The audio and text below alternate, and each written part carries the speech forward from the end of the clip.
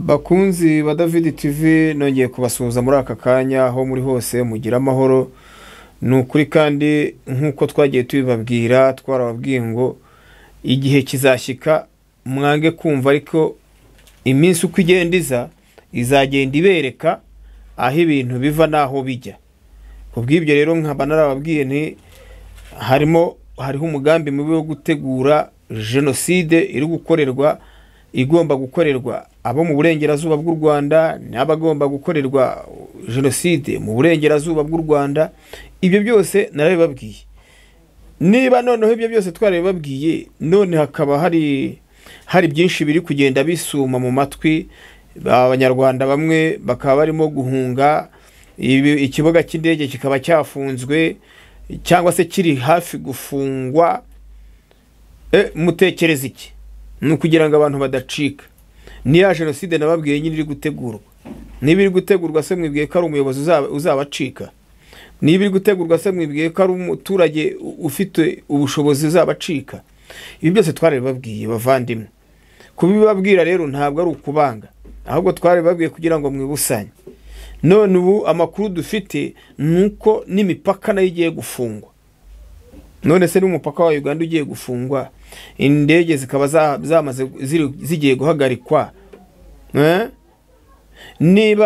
Niba umupaka w'u Burundi mu minsi mike ushobora kubufunze, uwa Kongo ukabufunze, ubwo wa Tanzania ni uzabusigaye yonyine wo mu minsi mike ntibarubufunge. Ese kuki bababwira ikintu mukagira ngo hari imikino ihari? Nta mikino ihari, sibyo? Niba tubabwiye iki kintu kimeze gutya, nimwumve ko icyo kintu ari uko kimeze, ubundi hasigaye mwe mushaka igisubizo cyabyo. None ko abantu bafite ubwoba mufite n'ubwiki. Niba nta kibazo gihari, hari uwiyita ngo ni David Ndahiro. Uwo ari he? Wa makuru mfite nuko yamaze guhunga. Muracyabona Kagame? Niba ari uyu munsi, niba ariho habaye inama muri ONU, ari he? Mwamubonye se? Nimumbwiye niba mwamubonye. Nababwiye ngo igihe n'amateka bizagenda bibisobanura. Niba bizabisobanura rero rwose nimubwize abantu kuri, nimurangiza mubabwire ibitagenda neza. Kuvuga ibitagenda neza rero nta cyaha umuntu abakoze mu gihugu cy'u Rwanda, nta nubwo byanagakwiriye ko biba icyaha, ahubwo byakagombye kuba umuti w'ibibazo abantu bakicara bakabiganiraho, ubundi hasigaye ikitagenda neza bakagishyira mu murongo, ahubwo kugira ngo mwumve icyo bababwira udufuni paka. Nibabwira ngo abana b'u Rwanda bakeneye gutaha, uti tuzi kubarasa. Ni ibyo ngibyo mwatojwe. Ntimwagatozwa no guhuza abanyarwanda ngo mubahuze. Reka da, ntabwo mubyumva. Niba mutabyumva muragira ngo tuzagire dute abanyarwandakazi? Muragira ngo tuzakora iki? Muragira ngo nzabigenze nte? Nge narababwiye ngo igihe cyose iyo wanze kumva wumvira ijeri, iyo wanje kumvira so na nyoko wumvira ijeri. Igihe rero kirageze ngo ibidasobanutse bisobanuke, kandi buri wese ufite umwanya yarokora ubuzima bwe, kuko niyo gahunda.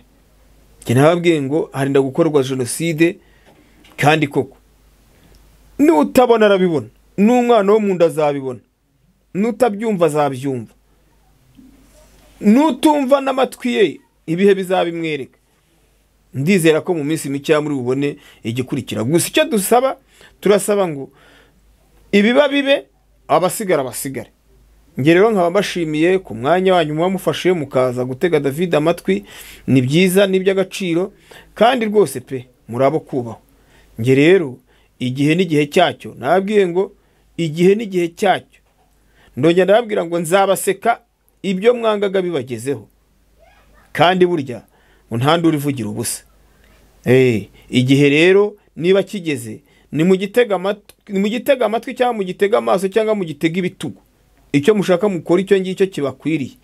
Gusa shimira abanyarwanda mwakomeje kumba hafi, mumbaza muti cano yawe bite. Kubw'Imana nibishoboka izasubiraho. Nitanasubiraho kandi sibwo bwa mbere umuntu apfushije.